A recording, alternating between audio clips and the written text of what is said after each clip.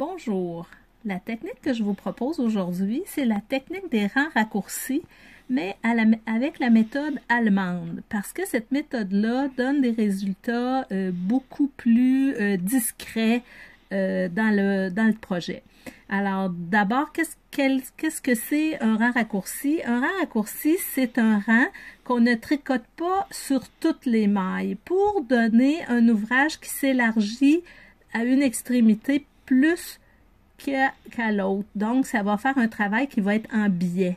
Mais si on fait ce que souvent est recommandé dans les patrons, c'est-à-dire qu'on tricote une portion des mailles, on s'arrête puis on laisse les mailles en attente à droite et on repart en sens inverse sur l'envers.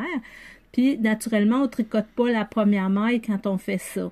Par contre, quand on fait cette façon de faire-là, ça fait un projet, j'en ai fait une pour vous montrer, ça fait un projet qui laisse un petit trou à l'endroit où on a retourné. Et puis, dans la grosse laine, c'est peut-être pas si apparent, mais quand je suis dans de la petite laine, c'est une démarcation qui est très agaçante. Le petit trou que ça laisse est visible, puis c'est pas, exemple, dans un châle ou dans un chandail, c'est pas quelque chose qui est souhaitable. Alors, voici comment faire le rang raccourci à l'allemande avec la petite maille enroulée. Fait que supposons que mon patron me suggère de tricoter 10 mailles. Alors, je fais mes 10 mailles.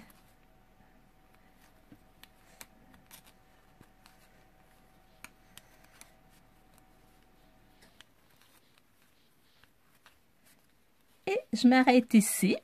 Je tourne mon ouvrage.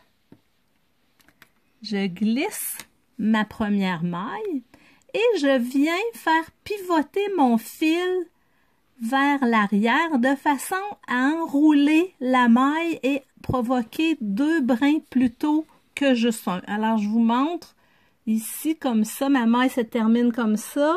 Je fais pivoter mon fil et je me retrouve avec 2 brins pour cette maille-là. Je ramène mon fil à l'avant et je continue à tricoter toutes mes mailles du rang. Quand je vais revenir, j'aurai naturellement 2 brins sur cette maille-là. Alors, je retourne. Cette fois-ci, je tricote le rang au complet parce que souvent, les rangs raccourcis, ça va se faire aux 2 rangs pour éviter les trop grandes démarcations. Mais qu'importe que vous le fassiez tout de suite, juste qu'il faut retenir que quand on va arriver à cette maille-là, voyez-vous, j'arrive à cette maille-là, elle a 2 brins plutôt qu'un seul.